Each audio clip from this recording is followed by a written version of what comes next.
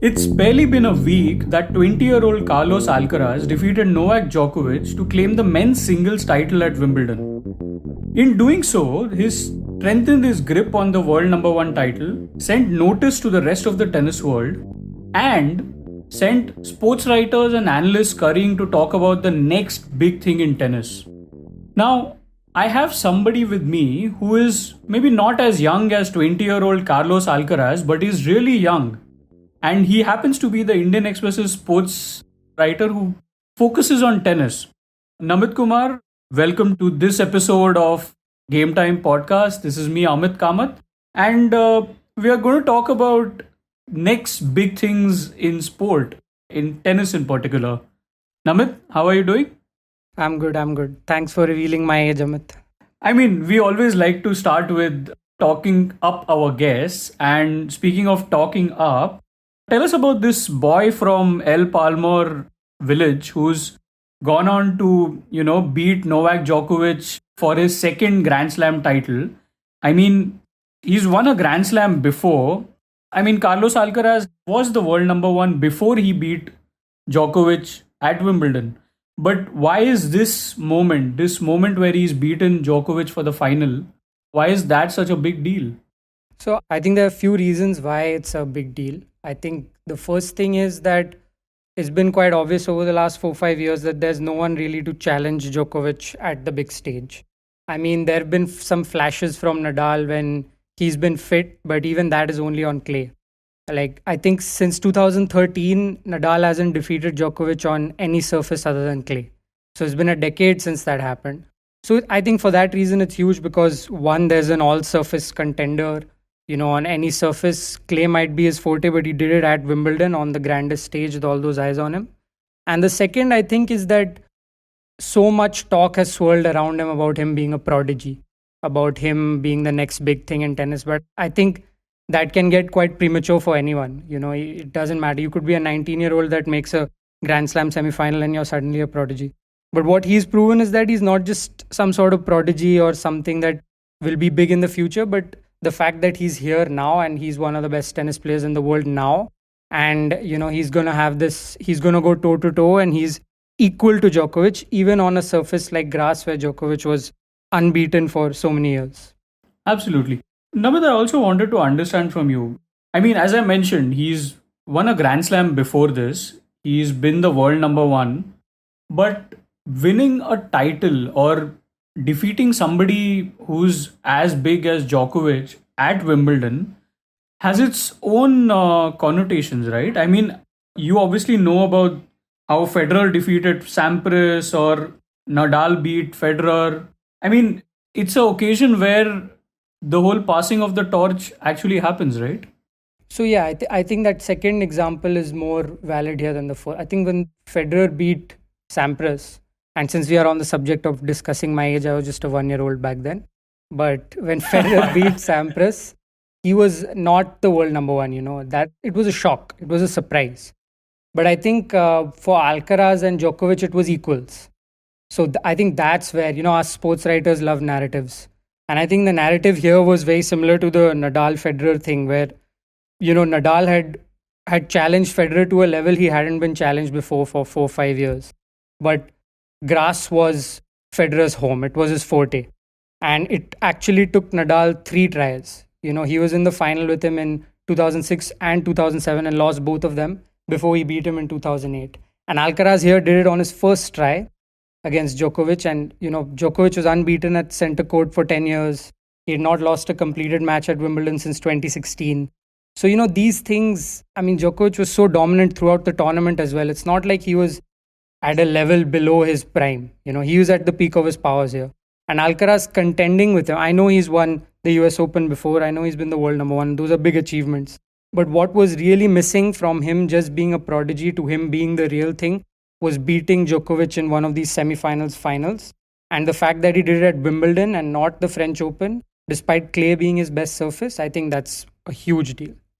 Absolutely. And Namit, obviously everybody who watched, that final, I'm pretty sure by the time the first set ended 6-1 in favor of Djokovic, we were probably already thinking that this is also a false start for somebody we all started hyping. As you said, we all love a good narrative, and we thought that that was a slightly half baked narrative by the time the first set had gone by, and then suddenly we see fight from this boy, this 20-year-old from Spain, and whatever we've seen through this 2 weeks at Wimbledon. Can you just talk about that? I mean, obviously the title, we do like to hype up titles. Grand Slam titles obviously are even more hyped up. But whatever we've seen from him on the court, can you just talk about how much he brings to the court and what is it that separates him from the other so-called next big things that we've seen before him? I think the final is the best example of what separates him from the other like former next big things. I think after that first set, I've seen that script play out so much over the last few years. There's a young challenger, he's hyped up, he's reached a major final, and Djokovic just swats him away. So, sports writers like myself would have probably already started writing their intros after that first set. But I think there were three key moments in that match that Alcaraz had to win to be able to, even take Djokovic to 5 sets. And the first one actually happened in that second set because he got mauled in the first set and he was able to reset. That's one thing. But then he went into a tiebreaker. And Djokovic had won his last 15 tiebreakers at Grand Slams. He doesn't lose tiebreakers normally, but he definitely doesn't lose them in a Grand Slam final. And he fashioned a 3-love lead. And it looked again like that same script was playing out where he's raised his game and he's trying, but Djokovic will win those key moments. But that's when Alcaraz showed the best parts of his game. I think he was 4-5 down when he unfolded this brilliant forehand drop shot. He was set point down when he played a huge forehand return, which Djokovic then netted on the backhand. He made changes to his game even at the micro level when in the tiebreak, he just changed what he was doing with his forehand. He added varied pace. He was going into his backhand. He was doing those small scale problem solving that you wouldn't see from someone that young. In fact, I have not seen that from anyone since, maybe Wawrinka, Cilic, those guys 7-8 years ago. How old were you then? 15, I think. Okay. And the other key moments, like there was this 26-minute long game in the third set, and Alcaraz won that. And the fact that he contended with him for 26 minutes on Djokovic's serve is one thing, but for him to keep coming back, raising his level, using his backhand for the slice instead of the big drive, changing pace on his forehand, those are the small problem-solving skills that he's got that I haven't seen really in anyone else.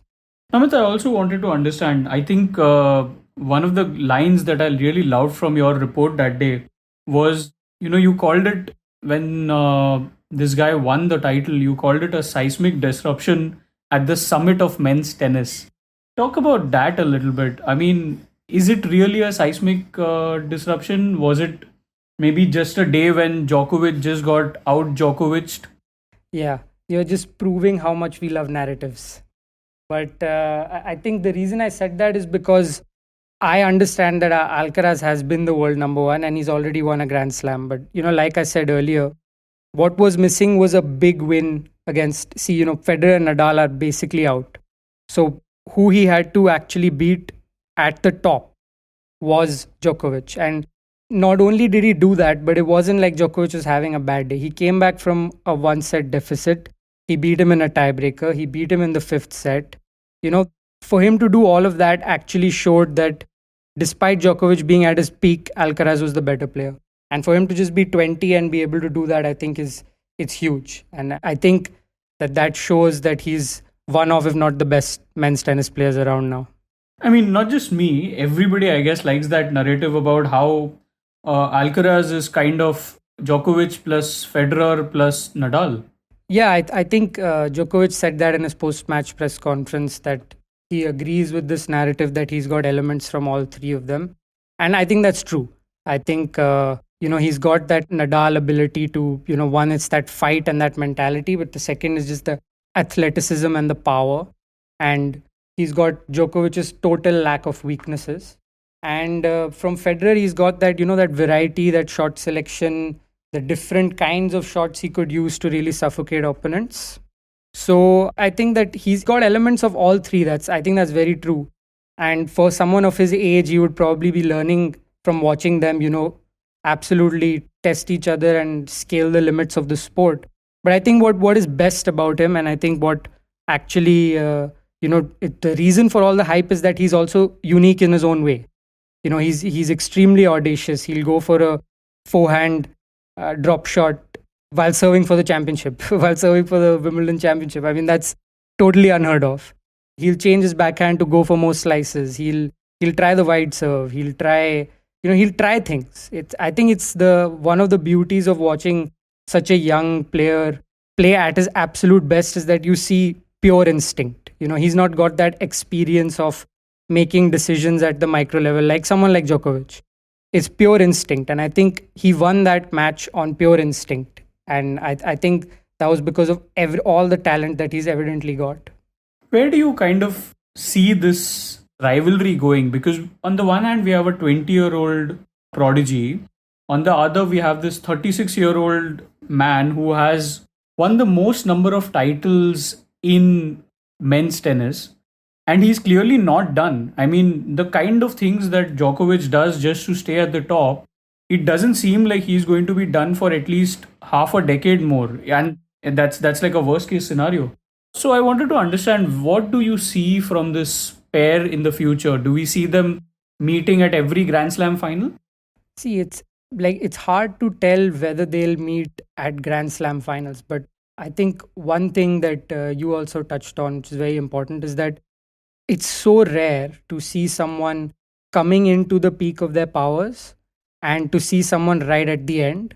Like even the Federer Nadal thing. I mean, Federer was 27 and Nadal was 21.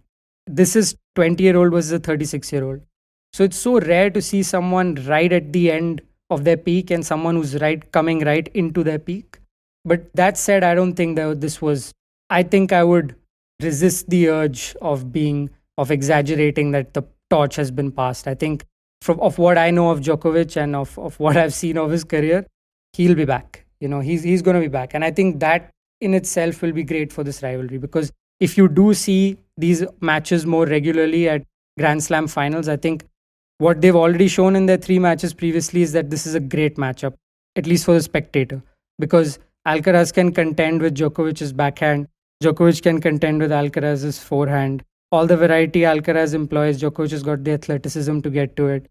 Djokovic has got a great return. Alcaraz has got an equally good passing shot. So their strengths kind of match each other so well that if they keep playing at this level and meet each other at the top of at the final stages of these tournaments, it's going to be great for the sport.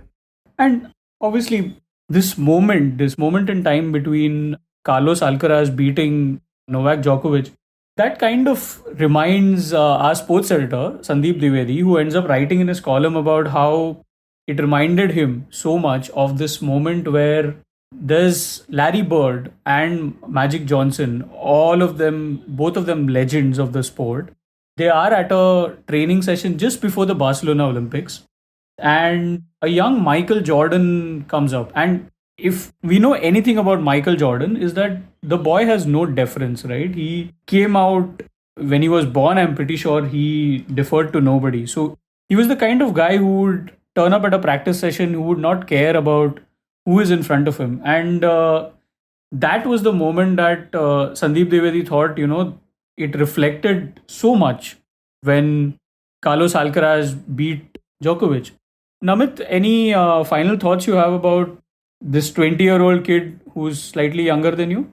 I think the best way to put it would be like Djokovic and coming out in his post-match press conference and saying he's never played a player like him. And I think what was expected, especially for me, I've seen the script before. So when Djokovic had won that 4th set, in that 5th set, I'd just assumed that Alcaraz would get tight. Djokovic will do what he does. He'll raise his game. He'll do just enough to break his serve, maybe serve well and win. But I think what the really startling thing about what Alcaraz did was that 5th set, in which I think he had 14 winners and Djokovic had 3. And he stayed so true to his game because he didn't care who was, on the other side of the net. and his game was enough to win. And I think that's where that Michael Jordan reference comes from, where maybe Alcaraz isn't as defiant and he doesn't give as many quotable lines, but in his game and when he's on court, you can tell that he's not afraid. And I think that fifth set was telling of that. He did give a couple of quotable lines in the press conference right after winning, right? He mentioned how he would love to come to Wimbledon, but he'd need his card. A joke about how Federer was once not let in without an ID card at Wimbledon. And I think he also made jokes about Djokovic's age at some point, right? I'm not sure. I think so. But it would make sense for someone to make jokes about someone so much older than them. I see that. I see that. Well, on that note, we are going to call it a day for this week's episode. Thank you for listening to Game Time Podcast. This is me, Amit Kamath, with Namit Kumar saying goodbye. We'll be back with the next episode with our regular host, Mihir Vasavda.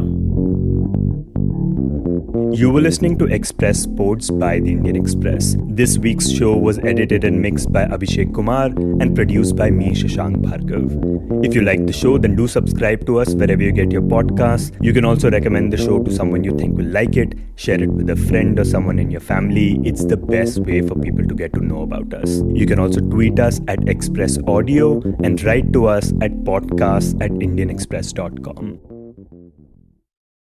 Amit? Yeah. Before we end, are you going to watch Barbie or are you going to watch Oppenheimer this weekend? What did Namit say? Barbie, na? That's a good question. That's a good question. Okay, that's a good question. What do you think he said? Acha, I don't know, yaar. Abhi, matlab, maybe he said Barbie. I don't know. I've never actually met the guy. Okay, matlab. No, I did say Barbie. Barbie first. That needs to be out of the way first. To be fair, I'm not going to watch either of them. Oh, he's that guy. He's that guy. Yeah, he's that guy. Yeah. Has to take a position against what's the popular opinion. मैं अभी when I binge watch something, I'm binge watching Fauda. I mean, I am that old. You've made it amply clear who's the oldest person in the room. Age difference is clear here.